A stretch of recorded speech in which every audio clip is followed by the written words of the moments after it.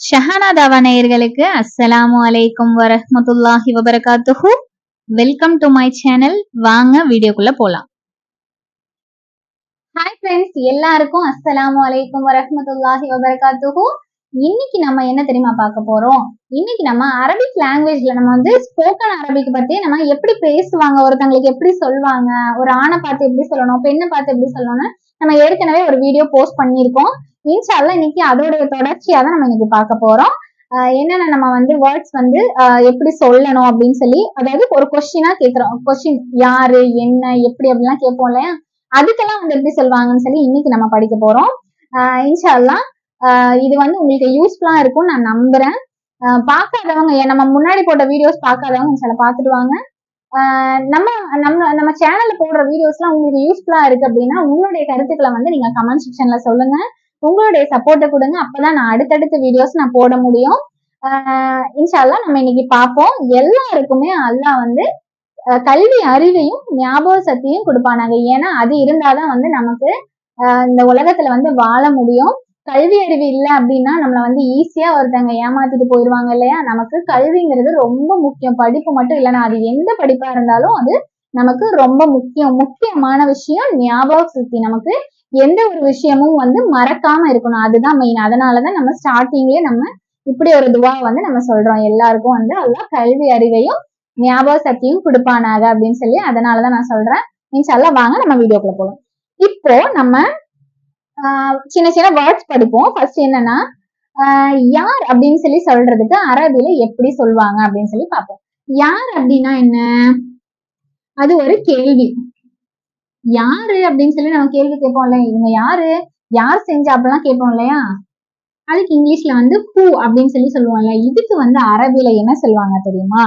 இதுக்கு யார் அப்படிங்கிறதுக்கு மன் அப்படின்னு சொல்லி சொல்லுவாங்க. அரபில மன். மன் அப்படின்னா யார் அப்படின்னு சொல்லி அர்த்தம். அதாவது மன் அப்படின்னா யார் அப்படின்னு சொல்லி அர்த்தம்.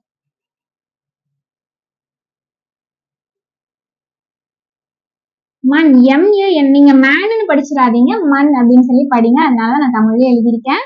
அடுத்து நெக்ஸ்ட் வேர்ட் என்ன? யாருன்னா என்ன? யாருக்கு அரபில என்ன சொல்லுவாங்க? மண் அப்படின்னு சொல்லி சொல்லுவாங்க. மண் அப்படின்னு சொல்லி சொல்லுவாங்க. யாரு, யார் செஞ்சாங்க அப்படின்னு சொல்லி கேட்பாங்களே, இவங்க யாரு அப்படின்லாம் நம்ம கேள்வி கேட்போம் இல்லையா? அந்த மாதிரி யார் அப்படிங்கிற வார்த்தைக்கு அரபில மண் அப்படின்னு சொல்லி சொல்லுவாங்க. மண் அப்படின்னா யார் அப்படின்னு சொல்லி அர்த்தம். புரியுதா உங்களுக்கு? நெக்ஸ்ட் எப்படி, இது எப்படி நடந்துச்சு அப்படின்னு சொல்லி கேட்போம் இல்லையா? அதுக்கு இங்கிலீஷ்ல என்ன சொல்லுவாங்க? ஹவ் அப்படின்னு சொல்லி சொல்லுவோம் இல்லையா? எப்படி நடந்துச்சு அப்படின்னு சொல்லி நம்ம ஒரு ஒரு கேள்வியா கேட்போம்ல, எப்படி நடந்துச்சு, எப்படி ஆச்சு, இது எப்படி அப்படின்னு சொல்லி கேட்போம்ல, பேச்சுவார்த்தையில சொல்லுவோம் இல்லையா? அதுக்கு அரபில என்ன சொல்லுவாங்க அப்படின்னா கைஃப அப்படின்னு சொல்லி சொல்லுவாங்க. அதாவது கைஃப, கைஃப அப்படின்னா எப்படி அப்படின்னு சொல்லி அர்த்தம்.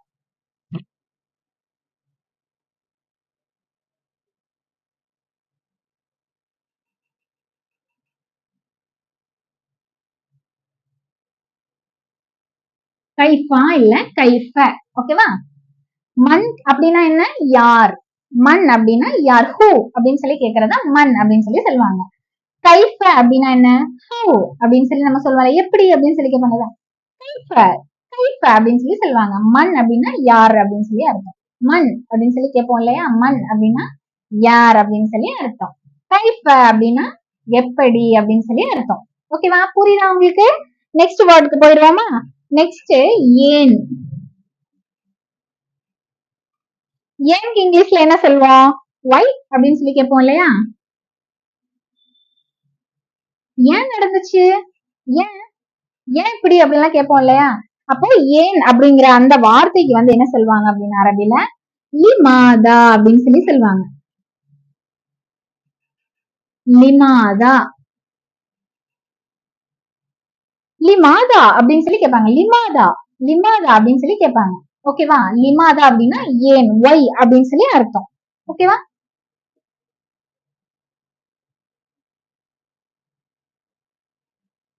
லிமாதா.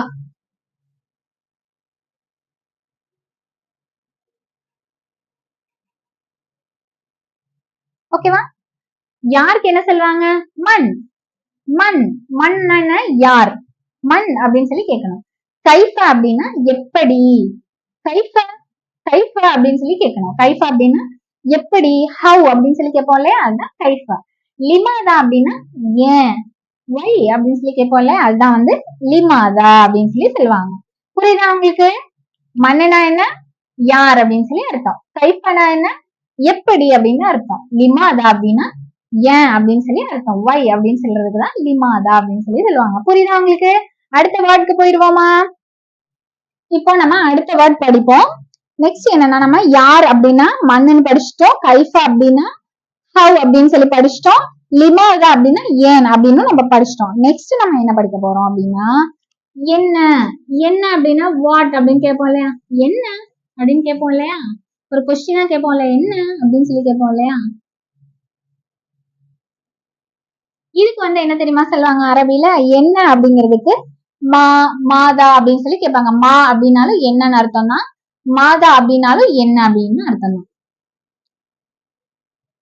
மா மாதா அப்படின்னா என்ன அப்படின்னு சொல்லி அர்த்தம். ஓகேவா? ரெண்டுமே வந்து என்ன அப்படின்னு தான் சொல்லுவாங்க. அரபில மா அப்படின்னாலும் என்னன்னு அர்த்தம், மாதா அப்படின்னாலும் என்ன அப்படின்னு சொல்லி தான் அர்த்தம். ஓகேவா? மா அப்புறம் மாதா.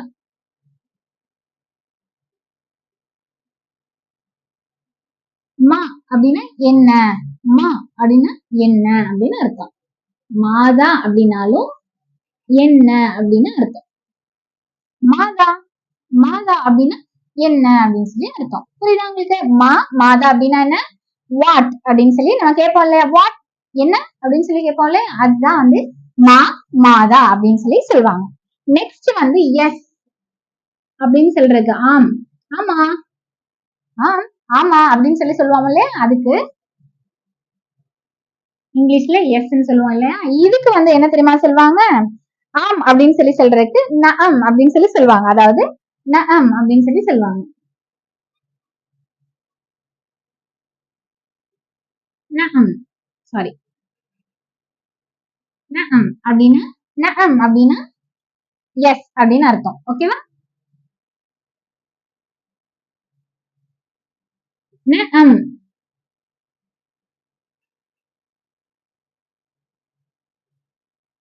புரியுதா உங்களுக்கு?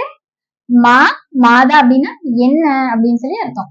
வாட் அப்படின்னு சொல்லி கேட்போம்ல, அதுக்கு வந்து மா மாதா அப்படின்னு சொல்லி அரபில சொல்லுவாங்க. நஅம் அப்படின்னா என்ன? எஸ் அப்படின்னு சொல்லி சொல்றது. ஆமா ஆமா இன்னைக்கு நடந்துச்சு, ஆமா இன்னைக்கு நாங்க போனோம் அப்படின்னு சொல்லி நம்ம ஏதாவது பேச்சுவார்த்தையில ஆமா அப்படின்னு சொல்லி சொல்லுவோம் இல்லையா, ஆமா ஆமா அப்படின்னு சொல்லுவோம் இல்லையா, அதுக்கு வந்து என்னன்னா அரபில நஅம் அப்படின்னு சொல்லி சொல்லுவாங்க. நஅம் நஅம் அப்படின்னு சொல்லி சொல்லுவாங்க. ஓகேவா? புரிஞ்சுச்சா உங்களுக்கு? இன்னைக்கு வேர்ட்ஸ் உங்களுக்கு யூஸ்ஃபுல்லா இருக்கும்னு நினைக்கிறேன். நம்ம இனி அடுத்தடுத்த வீடியோஸ்ல நம்ம சென்டென்ஸா எப்படி படிக்கணும்னு சொல்லி நம்ம பார்க்கலாம். இன்ஷா அல்லாஹ் நீங்க உங்களுடைய சப்போர்ட்டை வந்து நீங்க கொடுத்துட்டே இருங்க. அப்பதான் நம்ம அடுத்தடுத்த வீடியோஸ் போட முடியும். உங்களுக்கு இந்த வீடியோ பிடிச்சிருந்துச்சுன்னா இந்த வீடியோக்கு ஒரு லைக் போட்டுருங்க. இந்த வீடியோவை மற்றவங்களுக்கும் ஷேர் பண்ணி விடுங்க. யூஸ்ஃபுல்லா இருக்கும். இன்ஷா அல்லாஹ் நம்ம அடுத்த வீடியோல பார்க்கலாம்.